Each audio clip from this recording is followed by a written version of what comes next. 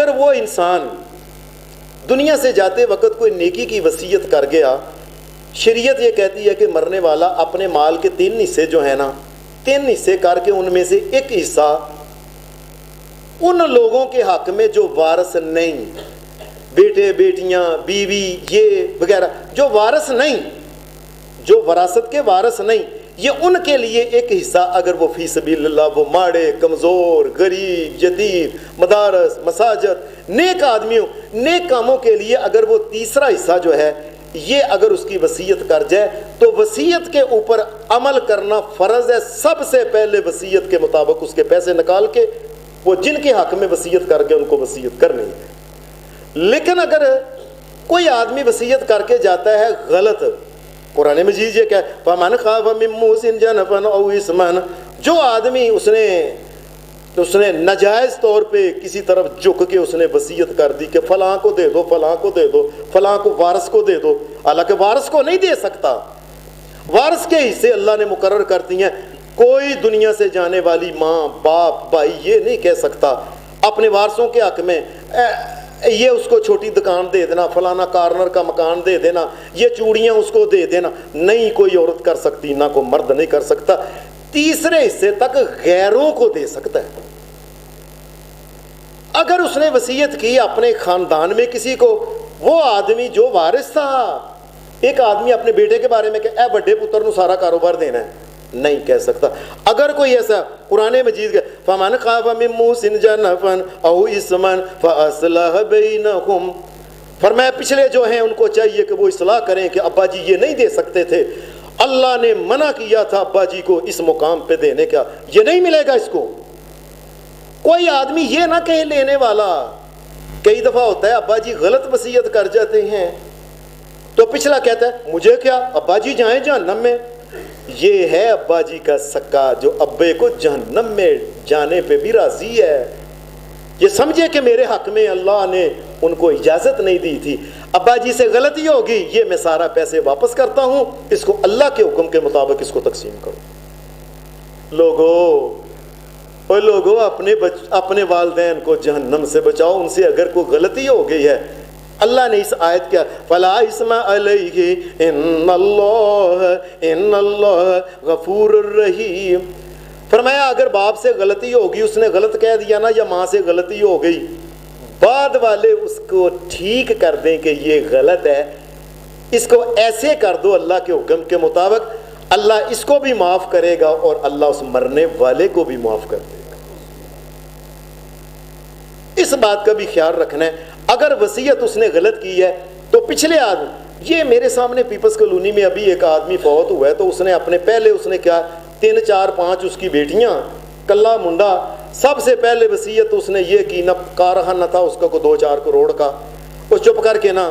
پتر کے نام، مکان پتر کے نام، بینکوں کے پیسے پتر کے نام، کخ چوانی نہیں چھوڑ کے گیا 3 4 بیٹیوں کے لیے، سارا ہی یہ وصیت ہے اور یہ سارے کا سارا حرام ہے۔ اگر بیٹا واقعی اپنے باپ سے محبت کرتا ہے سارا واپس کرے، اللہ کے حکم کے مطابق اس کو تقسیم کرے اور اپنے آپ کو جہنم سے، اپنے باپ کو جہنم سے باہر نکالے۔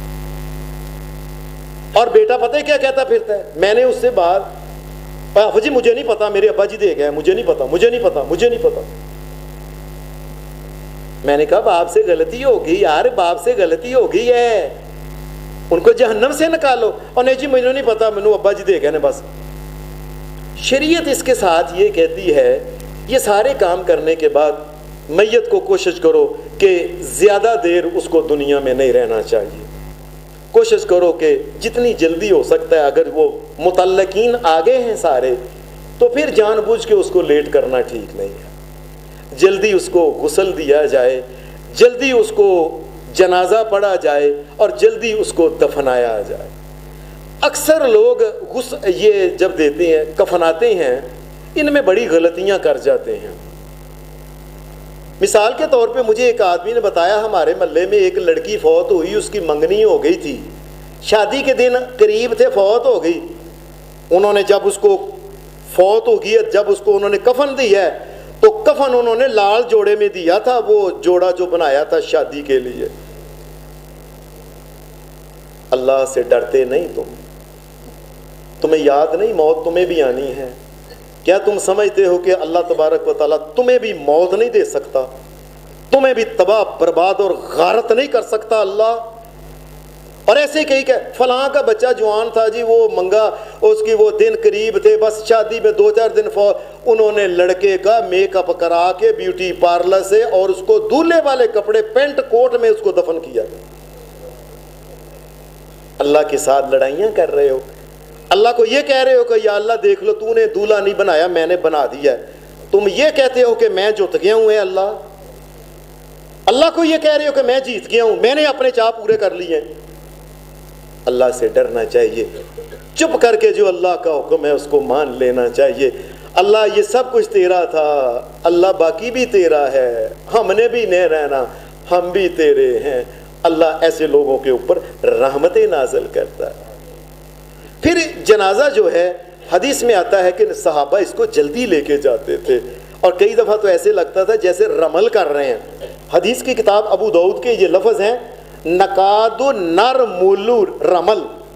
جس طرح رمل کرتے ہیں نا اللہ کے گھر کے پہلے 3 چکروں میں رکنے حجر اسود سے لے کے رکنے یمانی تک وہ ذرا تیز چلتے ہیں، صحابہ کہتے ہیں ہم جنازے کو اس طریقے سے تیز رمل کی طرح تیز کر کے لے کے جاتے تھے۔ یہ ابو داؤد حدیث کی کتاب ہے۔ پھر یہ ہے کہ جنازے کے ساتھ کسی قسم کی کوئی غیر شرعی چیز نہیں جانی چاہیے۔ عرب کے لوگ جب جنازے کے ساتھ پتہ کیا کرتے تھے، وہ کرتے یہ تھے کہ جنازہ لے کے اٹھایا ہے اس کا جسد خاکی، اور پھر انہوں نے اس کے بعد آگے شمعیں اور وہ موم بتیاں اور وہ چراغ یہ اور اس قسم کی کئی چیزیں، اور اس دور کے جو نبی علیہ السلام سے پہلے دور کے جو یہ ایران کے مجوسی سے نا، یہ مجوسی آگ کی پوجا کرنے والے، یہ آگے آگ کے بڑے بڑے الاؤ جلا کے ان کو جس طرح توا ہوتا ہے نا، اس کے اوپر رکھ کے آگے جلا کے اس کی لائٹیں جل رہی ہوتی ہیں اور پیچھے پیچھے جنازہ آ رہا ہو۔ نبی علیہ السلام نے بات کہی تھی، فرمایا امت محمد صلی اللہ علیہ وسلم ایک وقت آئے گا تم بھی ان عیسائیوں اور یہودیوں کی طرح یہ کام کرو گے۔ میں